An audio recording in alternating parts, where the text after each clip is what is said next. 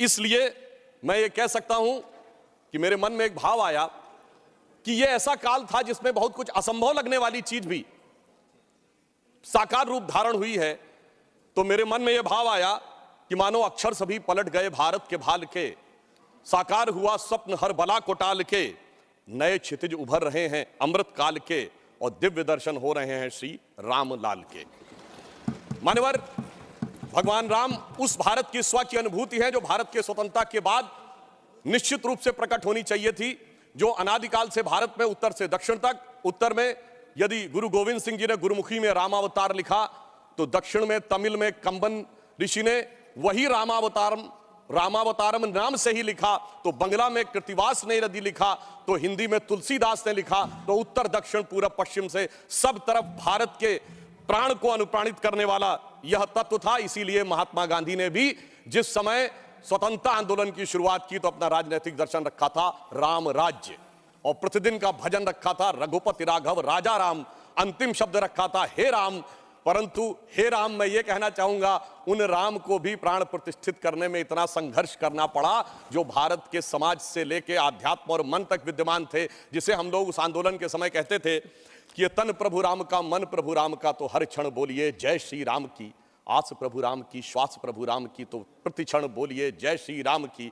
मगर आगे समस्या ये थी, तो हम कहते थे शासन चलाए चाहे सीने पर गोलियां, परवाह नहीं कीजिए शरीर और प्राण की, आए आपदाएं विपदाएं भले कितनी बनाएंगे हम मंदिर सौगंध श्री राम की। और आपदाओं विपदाओं को पार करते हुए वह सौगंध आज पूर्ण हुई। इसके लिए अनेकानेक लोगों ने बलिदान दिया, देवी दीन पांडे जी से लेके सरदार फकीर सिंह से लेके हजारों संतों से लेके कार सेवकों तक और कोठारी बंधुओं तक। परंतु मैं एक बात कहना चाहूंगा, मैं इस विषय पे कोट करना चाहता हूं। 2003 के नोबेल पुरस्कार विजेता वीएस नायपॉल ने एक किताब लिखी थी भारत के बारे में, इंडिया ए वुंडेड सिविलाइजेशन। उन्होंने कहा भारत एक विचित्र देश है जहां पर कि अपनी संस्कृति को आघात करने वाले विषय को पढ़ाया जाता है और आघात करने का प्रयास किया जाता है, इसीलिए उन्होंने वुंडेड सिविलाइजेशन वर्ड कहा। मैं इसलिए कह रहा हूं कि जो इतिहास में प्रत्यक्ष प्रमाण थे उनको भी झुटलाने का प्रयास हुआ। श्री राम जन्मभूमि केस के सिर्फ 2 उदाहरण बताना चाहता हूं। जब मुकदमा चला तो ये पूछा गया कि भाई पिछले उदाहरण दीजिए कोई शताब्दियों के, तो विपरीत पक्ष के पास कोई उदाहरण नहीं थे। हमने फॉरेन ट्रेवलर्स के उदाहरण कोट किए। विलियम फिंच नाम का ब्रिटिश ट्रेवलर आया 1610-20 के आसपास, उसने कहीं पर मस्जिद का उल्लेख नहीं किया, सिर्फ मंदिर का उल्लेख किया। फ्रेंच ट्रेवलर आया जोसेफ टिपेंथलर 1720 के आसपास, तो वो कहता वहां पर चबूतरा है जिसमें कि और एक पक्ष में वो मस्जिद की बात करता है और बताता है कि रामनवमी पे लाखों की भीड़ लगती है।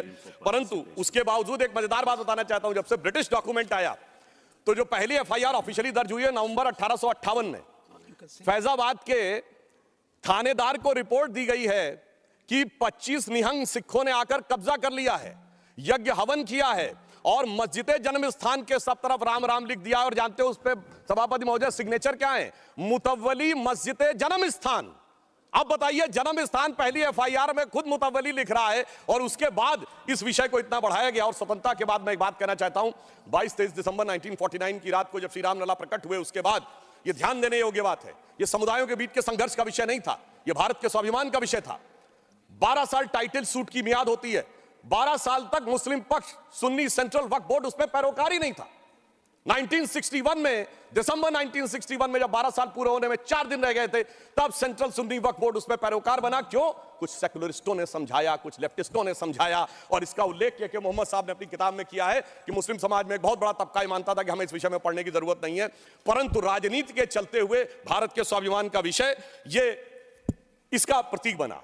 परंतु उसके बाद कोर्ट का निर्णय आया, संपूर्ण मर्यादाओं को पूर्ण करते हुए आज ये दिन आया। तो मैं कई बार हम लोग कहा जाता है कोर्ट का निर्णय आया तो इसमें आपने क्या किया, तो मैं बताना चाहता हूं, हम जब जब सत्ता में आए 1991 में कल्याण सिंह जी की सरकार ने आकर 67 एकड़ भूमि का अधिग्रहण किया। उसके बाद याद करिए खुदाई पर रोक लगा दी गई थी। तो अटल जी की सरकार आई तो नई टेक्नोलॉजी आ गई, ग्राउंड पेनिट्रेशन रेडार, तो रेडार मैपिंग की गई और वो कोर्ट में प्रस्तुत कर दी गई। मतलब ऑपरेशन पे रोक थी, अल्ट्रासाउंड पे तो नहीं थी ना, तो अल्ट्रासाउंड करके दिखाया गया, देखो भाई अंदर क्या है। फिर कोर्ट ने परमिशन दी और उसी खुदाई की हुई 2003 में, और उसके अंदर जो साक्ष्य निकले उसी से 30 सितंबर 2010 का Lucknow bench of Allahabad high court का जजमेंट आया जिसने गर्भगृह श्री राम लला विराजमान को दिया। अब जब मोदी जी की सरकार आई तो क्या अंतर था?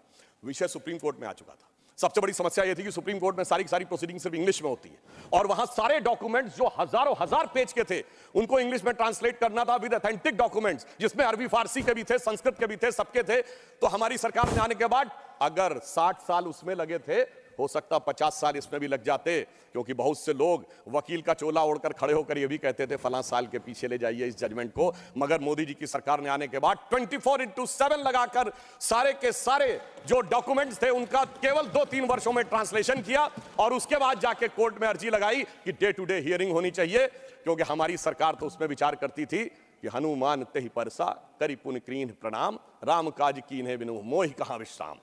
और फिर आपने देखा कि वो जब जजमेंट आया, और ये भी एक सुखद संयोग देखिए कि मान्यवर, हमसे टीवी डिबेट में अक्सर बहुत पूछा जाता था कि आ गए भाजपा वाले, कहते हैं रामलला हम आएंगे, मंदिर वहीं बनाएंगे, तारीख नहीं बताएंगे। महोदय, राम का मंदिर कोई इमारत नहीं थी, ये भारत की भव्यता का आगाज था, और वो तारीख कोई तारीख नहीं थी, वो काल की गति थी। और वो तारीख क्या थी मैं बताना चाहता हूं। जब रामलला इस मंदिर में आए हैं तो वो तारीख आई है 4 करोड़ गरीबों को घर लेकर आई है, 11 करोड़ लोगों के लिए शौचालय लेके आई है, 54 करोड़ लोगों के लिए जनधन अकाउंट लेके आई है, हर गांव में बिजली, हर गांव में सड़क लेकर आई है, और इतना ही नहीं, हर शहर में हर राज्य में एयरपोर्ट लेकर आई है, समुद्र पे सबसे बड़ा सेतु अटल सेतु लेकर आई है, और चिनाब नदी पे दुनिया का सबसे ऊंचा पुल चिनाब का पुल लेकर आई है, हाईएस्ट एफडीआई लेके आई है, हाईएस्ट फॉरेन एक्सचेंज रिजर्व लेके आई है, फास्टेस्ट ग्रोइंग इकोनॉमी लेके आई है। और जनाब, वो फिल्म का डायलॉग होता था, तारीख पे तारीख, तारीख पे तारीख वाला, इंडियन पैनल कोड को तारीख का हिस्सा बनाकर भारतीय न्याय संहिता लेके आई है, जो 3 साल के अंदर सारी तारीखों को खत्म कर देगा। मगर महोदय, ये तारीख का राज थोड़ा और गहरा है, क्योंकि जब राम मंदिर की प्राण प्रतिष्ठा होनी थी तो तारीख वो होनी थी कि प्रधानमंत्री को जाना था, यानी तारीख उसका इंतजार कर रही थी कि ऐसा प्रधानमंत्री आएगा जो उस दिन आकर प्राण प्रतिष्ठा करेगा, और वो प्रधानमंत्री भी कैसा होगा, जो कि पूरे राष्ट्र का सपोर्ट लेकर। हाँ, बोल रहे हैं प्लीज। अरे भाई बोल रहे हैं madam please, not allowed, please बैठे आप, काहे परेशान आपको इजाजत नहीं है, nothing is going on record, please. अरे सुनिए, आप बोले। महोदय, प्रधानमंत्री भी कौन होगा, जो पूरे देश का जनादेश लेकर आया होगा और दूसरी बार भी लेकर आया होगा, जो अपने घोषणा पत्र में यह लिख के लाया होगा कि हम राम मंदिर का प्राण प्रतिष्ठा करेंगे, हम निर्माण का मार्ग प्रशस्त करेंगे। यानी 140 करोड़ लोगों के जनादेश के साथ वो तारीख आने वाली थी जिस तारीख का इंतजार था। और महोदय, सिर्फ तारीख इतनी नहीं थी मान्यवर, अगर शास्त्रीय ढंग से प्राण प्रतिष्ठा होनी थी तो 11 दिन का उपवास रख के तपस्या भी करनी थी। तो ऐसा भी प्रधानमंत्री आने वाला था जो संकल्प लेकर 11 दिन की तपस्या करे। और मैं महोदय एक और बात कहना चाहता हूं, 11 दिन नारियल का पानी पी के हम में से कितने लोग तपस्या कर सकते हैं महोदय? वो जो हर नवरात्र ऐसे रहता हो उसी के तपस्या का वो अभ्यास होगा। और मैं बताना चाहता हूं, स्वामी गोविंद गिरी जी जो कोषाध्यक्ष है न्यास के, उन्होंने जब उपवास तोड़वाया तो उन्होंने कहा मैं तार्किक व्यक्ति हूं, मेरे मन में संदेह था। तो जब इनकी माता जी जीवित थी तो मैंने उनसे पूछा था, तो उन्होंने कहा 40 वर्षों से अभ्यास है ये उपवास रखने का, इसलिए 11 दिन शासकीय कार्य रखते हुए भी वो उपवास कर पाए। ऐसे व्यक्ति की प्रतीक्षा थी तारीख को। और फिर दक्षिण में जाकर, चाहे नासिक हो और फिर चाहे गुरुवायूर का मंदिर हो अथवा रामेश्वरम में खड़े होकर जब प्रधानमंत्री जी 22 कुओं के जल से स्नान कर रहे थे, जो भारत के संपूर्ण क्षेत्र का प्रतिनिधित्व करते हैं, तो यह संदेश था दूर दक्षिण सिरे पर खड़े होकर कि देखिए ये राम है जो घट घट में व्याप्त है पूरे उत्तर से दक्षिण तक। और उस तपस्या से प्रकट होने के बाद उस प्रधानमंत्री की दरकार थी तारीख को, क्योंकि राम का काज कौन कर सकता है? गोस्वामी जी लिख गए हनुमान चालीसा में, सब पर राम तपस्वी राजा, जिनके काज सकल तुम साजा। अगर राम तपस्वी राजा थे तो तपस्वी प्रधानमंत्री भी होना चाहिए था वो करने के लिए। और इस तारीख का इंतजार था, तारीख का ये राज समझने के लिए। हम आपको समझाएंगे भी तो शायद आप नहीं समझ पाएंगे, और इसीलिए